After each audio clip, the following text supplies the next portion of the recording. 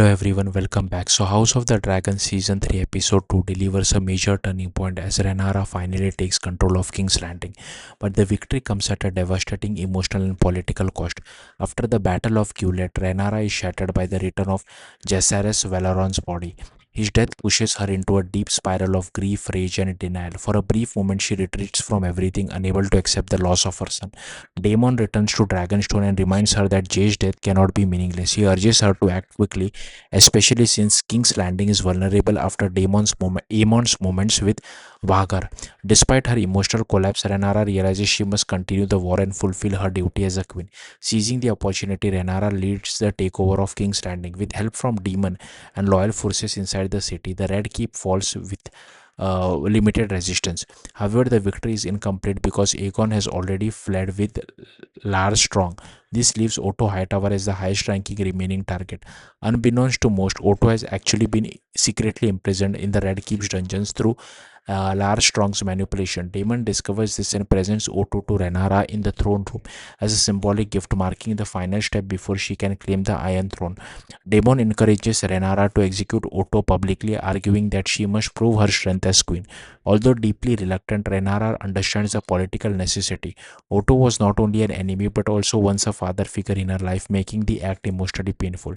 In a moment of intense emotional conflict, Rhaenyra finally kills Otto herself, executing him in front of the court.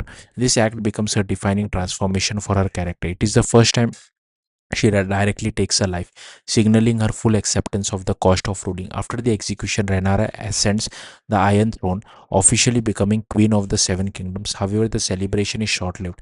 Alicent and Helena are brought into the throne room at the worst possible moment. Alicent is horrified to see her father's body, realizing the consequences of the city's fall.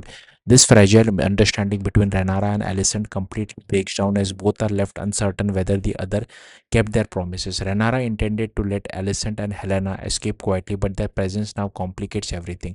Trust between them collapses further, with both sides feeling betrayed and manipulated. Meanwhile, Aemon successfully takes control of Harrenhal after brutally killing House Strong members. However, he is badly wounded during the conflict and ends the episode crawling towards Alice Rivers, begging her for help. This leaves Harrenhal unstable and not fully understand his control. Elsewhere, Lars Strong continues manipulating events behind the scene, having played a role in Otton's imprisonment and the ongoing political chaos. His action shows that even as kings and queens fight openly, much of the war is still controlled through secret schemes. With King's Landing taken, Otto dead, and Aemond wounded, Rhaenyra's position is stronger than ever, but also more fragile. She now faces the challenge of ruling a broken city, manufacturing a fractured alliance, and deciding what to do with Alicent and Helen. The episode ends with Rhaenyra finally on the Iron Throne, but surrounded by grief, distrust, and the growing realization that winning the crown may be easier than keeping it. Thank you for watching. Bye.